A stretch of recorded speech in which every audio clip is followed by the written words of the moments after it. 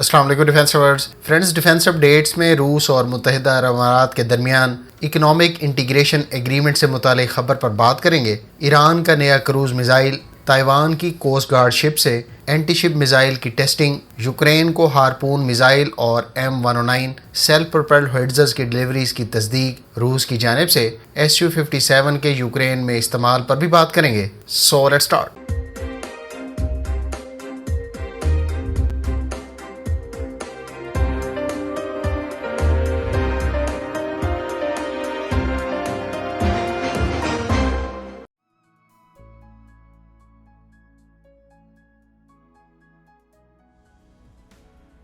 Ukraine کی وزارت دفاع کی طرف سے ڈنمارک سے ہارپون اینٹی شپ کروز میزائل اور امریکہ سے M109 سیلف پروپیلڈ ہوئٹزرز کی ڈلیوریز کی تصدیق کر دی گئی ہے۔ اس سے پہلے برطانیہ نے بھی یوکرین کو 20 AS-90 سیلف پروپیلڈ ہوئٹزر ڈلیور کرنے کا اعلان کیا تھا۔ ان ہوئٹزرز کے ساتھ 45,000 شیلز بھی شامل تھے۔ یہ ہوئٹزر 40 کلومیٹر کے فاصلے پر آرٹلری شیلز کو فائر کر سکتی ہے۔ اس کا rate of fire 6 rounds per minute ہے۔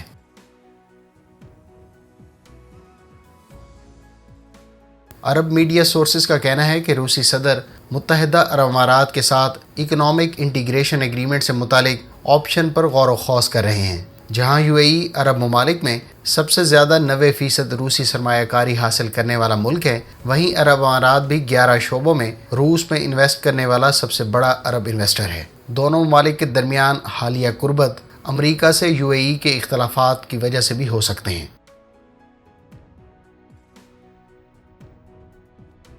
فرینڈز، تائیوان کے بارے میں اطلاعات ہیں کہ اس نے اپنی کوسٹ گارڈ ویسل سے اینٹی شپ میزائل کا تجربہ کیا ہے۔ ملکی ساختہ اینٹی شپ میزائل کو Anping کلاس کوسٹ گارڈ شپ سے فائر کیا گیا۔ تائیوان کے اس مقامی اینٹی شپ میزائل کے بلاک 1 کی رینج 160 اور بلاک 2 کی 250 کلومیٹر بتائی جاتی ہے۔ یہ میزائل 1000 کلومیٹر پر آور سے زائد کی سپیڈ رکھتا ہے۔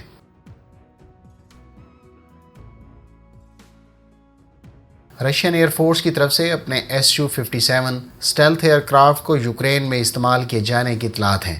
روس نے مبینہ طور پر Su-57 سے اسٹینڈ آف میزائل یوکرین میں اہداف پر فائر کیے ہیں۔ Su-57 سے غالباً نیا Kh-59 Mk2 stand of curves missile fire کیا گیا ہے۔ اس میزائل کو شام میں بھی استعمال کیا گیا تھا۔ اس میزائل کی زیادہ رینج 280 کلومیٹر سے زائد اور سپیڈ ماک 0.9 بتائی گئی ہے۔